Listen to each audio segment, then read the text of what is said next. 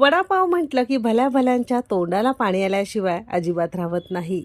तर आज आपण आपल्या मुंबईचा प्रसिद्ध गाडीवर वडापाव कसा बनवतात त्याची रेसिपी बघणार आहोत. वडाच्याच पिठापासून वडापाव चटणी सुद्धा बघणार आहोत. आज आपण अर्धा किलो बटाट्यापासून बटाटे वडे तयार करणार आहोत. तर किती वडे तयार होतात? तेलामध्ये वडा घातल्यानंतर काळा पडू नये, खूप जास्त तेलकट होऊ नये किंवा तेलामध्ये वडा सोडताना हाताला चटका लागू नये म्हणून कोणत्या टिप्स वापरायचं आणि भरपूर टिप्ससह रेसिपी मी तुमच्यासोबत शेअर केलेली आहे, म्हणून ती अगदी शेवटपर्यंत नक्की बघा.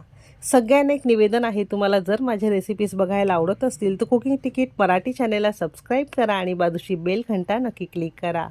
जर रेसिपी आवडली तर एक लाईक नक्की करा. रेसिपीला सुरुवात करूया. वडा बनवण्यासाठी सगळ्यात पहिल्यांदा इथे आपण एक 7 मध्यम आकाराचे आणि वजनी म्हणाल तर साधारणतः अर्धा किलो प्रमाणात उकडून सालं काढून बटाटे घेतलेले आहे.